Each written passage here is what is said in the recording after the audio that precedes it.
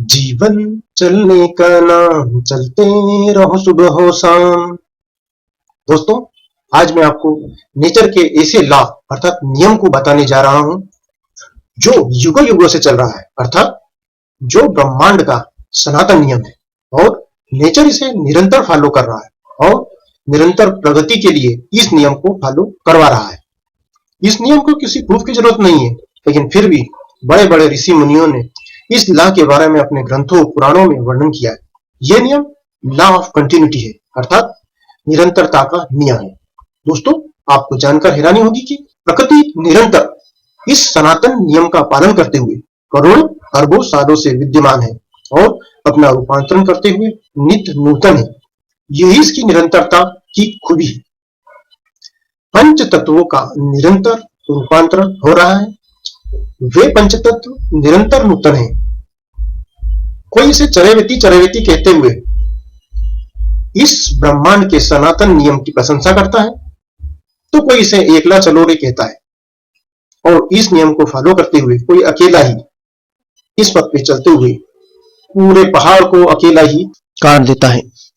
कोई इसे कहता है कि एकता में शक्ति है, तो यूनिटी बनाकर चलो तो बड़े से बड़ा काम हो जाता है।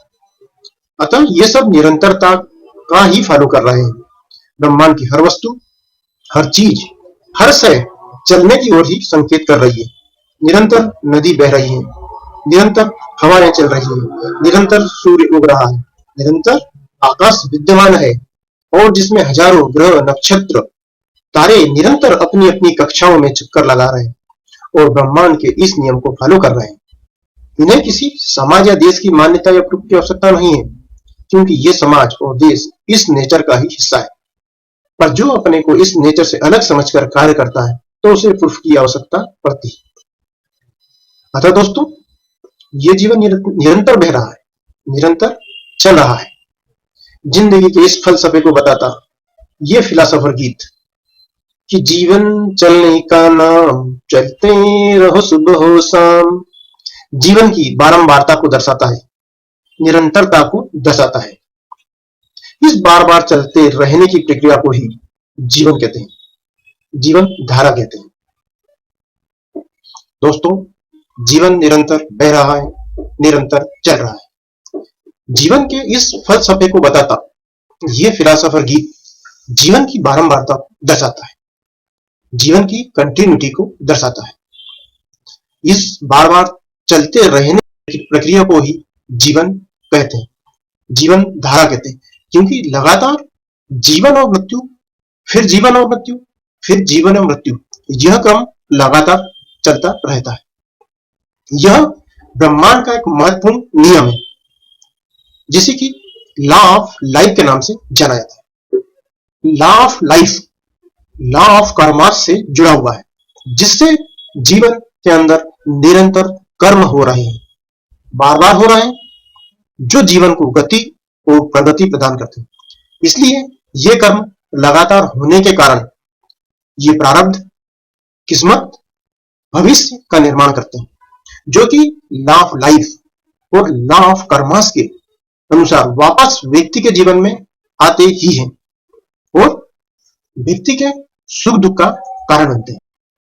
दुख का कारण व्यक्ति के अकर्म है, क्योंकि जब कार्य के सिद्धांत के अनुसार कर्म की बारंबारता नहीं रहती है, अर्थात कर्म की कंटिन्यूटी नहीं रहती है, तो उससे बनने वाले फल में भी कमी आ जाती है और वो कमी व्यक्ति के दुख का कारण बनती है।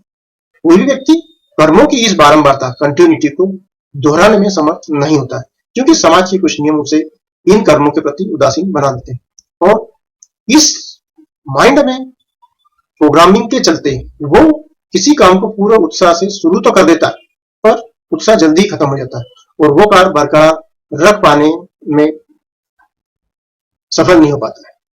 अर्थात वो कार्य बरकरार रख नहीं पाने के कारण असफल हो जाता है और उसका इस बारंबारता से, कंटिन्यूटी से मोह भंग हो जाता है, क्योंकि वर्तमान में समाज में जो सफलता के मापदंड है उसमें वो फेल हो जाता है।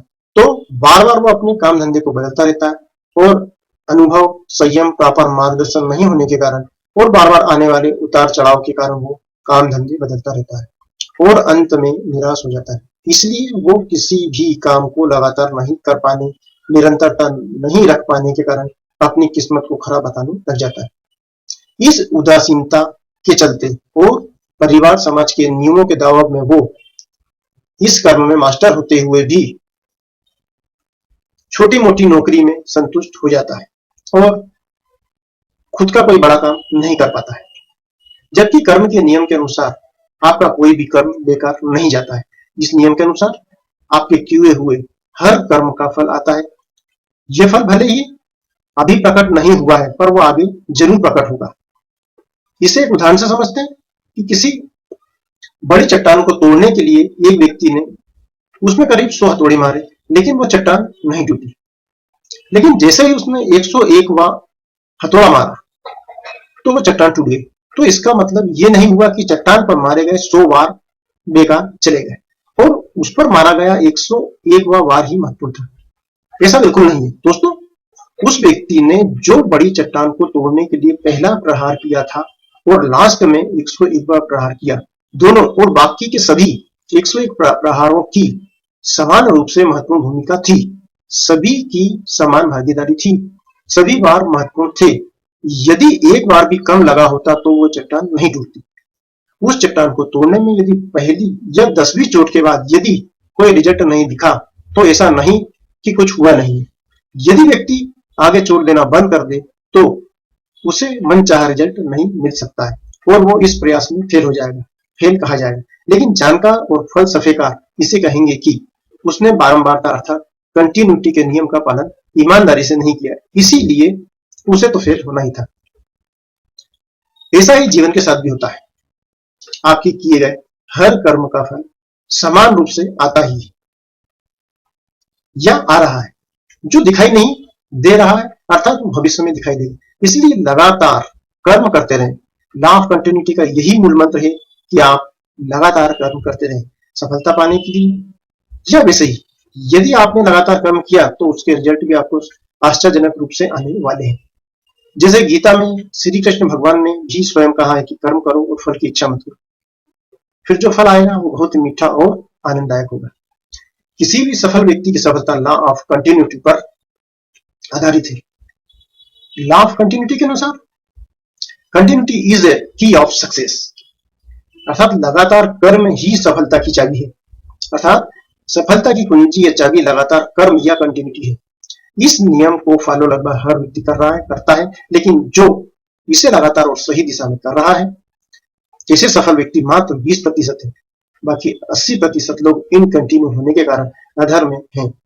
इन्हें ना तो सफल कहा जा सकता है, ना ही असफल कहा जा सकता है। पर ये लोग अपनी जीविका इस नियम का फॉलो करके कर रहे हैं और नौकरी या व्यवसाय कर रहे हैं। व्यवसाय वही छोटा होता। दोस्तों, सचिन ने लगातार 15 से 20 घंटे डेली प्रैक्टिस करके आज नंबर 1 क्रिकेटर बनने की सफलता हासिल की।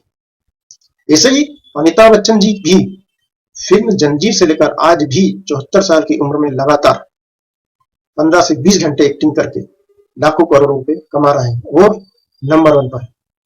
लगातार साल भर पढ़ाई करने वाले विद्यार्थी फर्स्ट डिवीजन पास होते हैं। हर गायक बार बार रियाज करके सफल होता है। हर संगीतकार बार बार रियाज करके सफल होता है। हर एक्टर बार बार प्रैक्टिस करके सफल हो रहा है। रियाज शब्द खुद कहता है कि री अर्थात पुनः करो और याज अर्थात आज ही करो। अर्थात रियाज का अर्थ है कि बार बार करो और आज ही करो तो सफलता निश्चित रूप से मिलेगी ही। फिल्म लाइन में रियाज का बहुत महत्व है। रियाज और रीटेक। पूरी फिल्म इंडस्ट्री इन 2 वर्ड पे टिकी हुई है। एक डायरेक्टर अपने फिल्म के सीन को इफेक्टिव बनाने के लिए बार बार उस सीन को दोहराने के लिए कहता है। रिटेक, रिटेक और रिटेक। और कभी कभी ये रिटेक 100 से भी ज्यादा बार हो जाता है। अर्थात रिटेक मतलब दोहराना पड़ता है। 100 बार से भी ज्यादा रिटेक करना, दोहराना मतलब सभी चीज का इसमें इन्वॉल्वमेंट होता है। इसीलिए फिल्म की कॉस्ट बहुत ज्यादा होती है। इसलिए एक फिल्म को बनाने में 1 साल लग जाता है। कुछ डायरेक्टर और कुछ हीरो इसीलिए साल में सिर्फ एक ही फिल्म करते हैं और वो सफल फिल्म होती है, सुपर हिट फिल्म होती है। अतः यह रीटेक फार्मूला भी लॉ ऑफ कंटिन्यूटी के सिद्धांत पर मोहर लगाता है। दोस्तों, एक महान डॉक्टर एक गंभीर बीमारी की दवाई बनाने में प्रयोगशाला में प्रयोग करता रहा और असफल होता रहा। एक नहीं, 10 नहीं, 100 नहीं, 1000 बार असफल हुआ, पर उन्होंने वो दवाई बनाना जारी रखा और अंत में 1001 बार में उन्हें सफलता मिली। यही कंटिन्यूटी की ऑफ सक्सेस है, अर्थात की ऑफ सक्सेस का मूल मंत्र कंटिन्यूटी है। कंटिन्यूटी अर्थात की ऑफ सक्सेस। दोस्तों, एक तेल कंपनी में कार्य करने वाला कारीगर कनस्तर एवं डब्बों को तेल में भरने का कार्य कई सालों से कर रहा था और ये कारीगर छोटे से भी छोटे होल के डब्बे में भी वो 8 से 10 फीट की ऊंचाई से बिना ढुले तेल सफलतापूर्वक भर सकता था, जबकि दूसरा व्यक्ति ये तेल भरने का काम 5 फीट के ऊपर से चौड़े गिलास में भी नहीं कर सकता।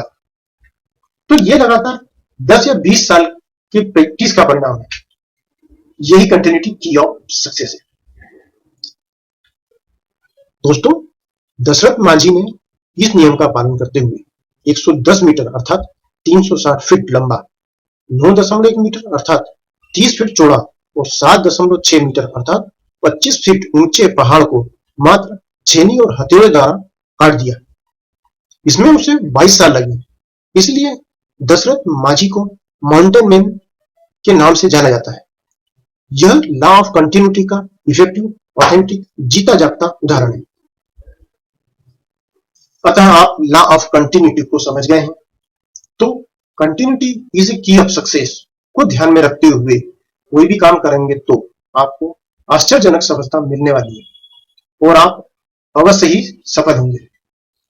तो दोस्तों, जिस तरह से यह ब्रह्मांड हमें पंच तत्वों के रूप में अग्नि, जल, वायु, आकाश और भूमि का आधार प्रदान करता है और निरंतर हमें इन तत्वों की आपूर्ति करता है और बिना रुके करता रहता है, इसी निरंतर आपूर्ति की सतत धारा में ही ये जीवन चलायमान है। अतः हमें भी उसकी इस निरंतरता को ध्यान में रखते हुए ही सतत कर्म करते रहना है। तो दोस्तों, जीवन चलने का नाम है, तो चलते रहो सुबह शाम, ताकि जीवन की निरंतरता बनी रहे। जीवन धारा बहती रहेगी, क्योंकि लगातार जीवन और मृत्यु, फिर जीवन और मृत्यु और फिर जीवन और मृत्यु का ये क्रम लगातार चलता रहेगा और चलता रहेगा, ताकि ब्रह्मांड का यह महत्वपूर्ण नियम law of life, law of Karma से जुड़े रहे और जीवन की इस निरंतरता को बरकरार रखे। तो दोस्तों, मैं हमेशा आपको ब्रह्मांड के रहस्यों और महत्वपूर्ण नियमों के बारे में जानकारी देता रहता हूं, जिससे आपको निश्चित ही फायदा होने वाला है। तो मेरी इस वीडियो को लाइक करें, सब्सक्राइब करें और बेल बजाकर गूगल भगवान को जगाएं, ताकि मेरी अन्य ज्ञानवर्धक वीडियो आप तक जल्दी पहुंच सके।